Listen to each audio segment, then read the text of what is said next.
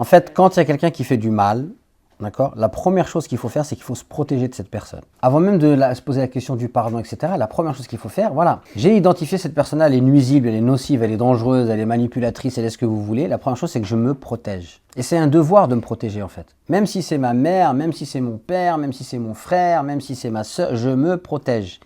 Et la protection, ça se passe par quoi? Par la distance. Je ne le laisse pas me faire. Même s'il faut que je déménage, il faut que j'habite dans une autre maison, je me protège. Et je m'extirpe de cette personne, en fait. Je coupe les liens avec cette personne dans le sens que si c'est ma mère, bah oui, je vais continuer à aller la voir, etc. Mais je ne vis pas aux dépens de ma mère. Je m'émancipe, d'accord? Et je fais ma vie.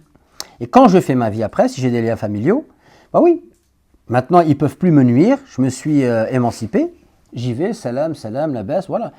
Ils sont dans une disposition psychologique, on peut rétablir une relation dans laquelle il y aurait de l'affection et du respect, etc. Bismillah. Ils ne sont pas dans ce cadre-là. J'entretiens juste les liens de parenté, voilà. D'accord. Mais la première chose qu'il faut faire, c'est qu'il faut se protéger, en fait. Et l'un des gros problèmes, c'est que les gens qui se sont fait avoir, etc., des fois, ils sont tellement fragiles et sont tellement sous le choc qu'ils n'arrivent pas à se protéger. Et ça, c'est la première chose qu'il faut faire, en fait. La première voie de libération, c'est je me protège, je vis, je m'extirpe, je coupe, je casse le schéma dans lequel je suis, en fait. Moi, j'ai des femmes qui se font battre, qui m'appellent, je leur dis, bah voilà ce qu'il faut faire.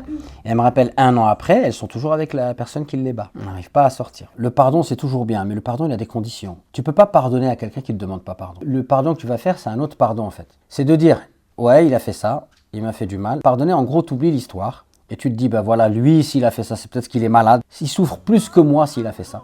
Parce que si tu es normal, il n'aurait pas fait ça. Et en fait, je laisse cette histoire entre les mains d'Allah. Parce que des fois, par exemple, même tu veux te faire justice, tu ne pourras pas te faire justice. Hein. Et tu dis, s'il mérite d'être pardonné, Allah, il lui pardonnera. S'il ne mérite pas, il sera châtié. Mais parce que toi, tu ne veux pas vivre avec ça. Parce que quelque part, c'est une deuxième punition si quelqu'un t'a fait du mal et que toi, tu vis avec la rancœur de cette personne-là, la haine. Tu es en train de t'encombrer d'une chose dont tu pourrais te débarrasser, en fait. La